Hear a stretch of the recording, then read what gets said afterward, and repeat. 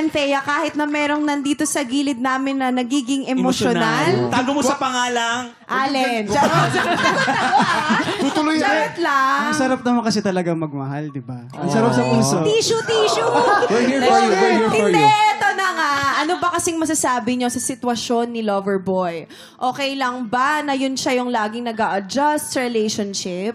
Ikaw para sa'yo, Thea. Well, ako, para talaga mag-work ang isang relationship, naniniwala naman ako, kailangan talaga mag-compromise. Yes. Pero ako siguro, personally, nasa stage na ako ng life ko ngayon na kung naaapakan na yung values ko, yung autonomiya ko, yung morals ko, ay ekis na tayo dyan. Self-respect tayo.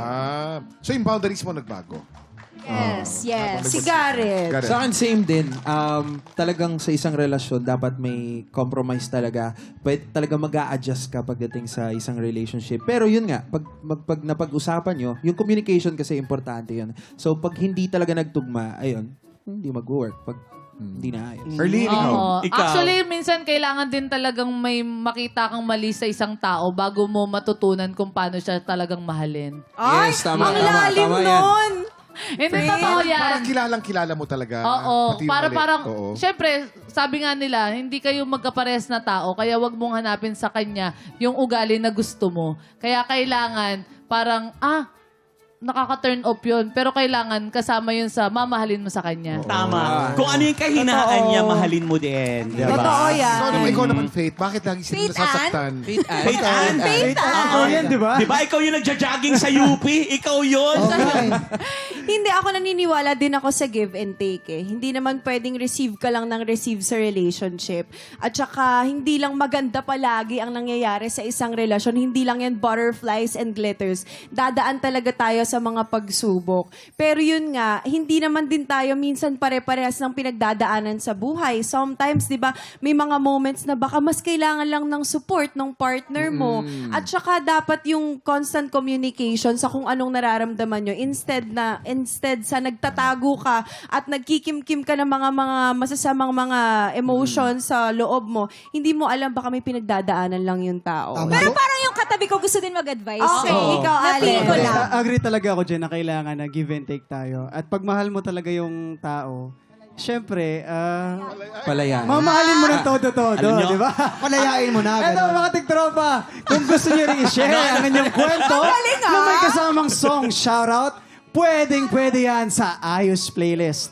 Ano ba ang dapat nilang gawin, Thea and Kuya Garrett? Yes, mga tiktropa at mga kaayos, marami po tayong bago at masayang pasabog sa AOS every Sunday. Pwede na kayong mag-send ng song shoutout sa official social media pages ng AOS. At kapag napili ang shoutout mo, kakantahin yan ng AOS singers kasama ng aming guest celebrities. Yes, kaya naman samahan nyo kami at tumutok sa AOS every Sunday 12 noon sa GMA. Kaya maraming salamat sa inyo, Garrett and Thea, mga tiktropa, dyan lang kayo. Marami pa tayong paandar at pa-blessing sa pagbabalik ng TikTok Live!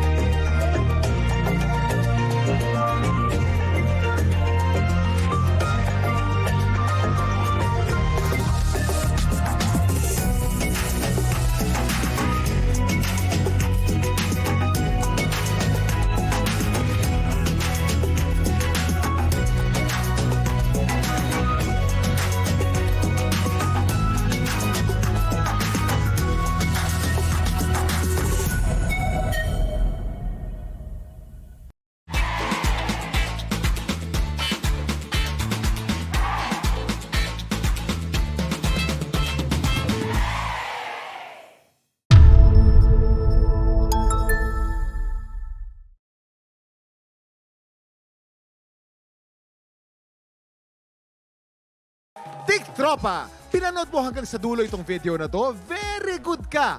For more happy time, watch more TikTok Lock videos on our official social media pages and subscribe to GMA Network official YouTube channel.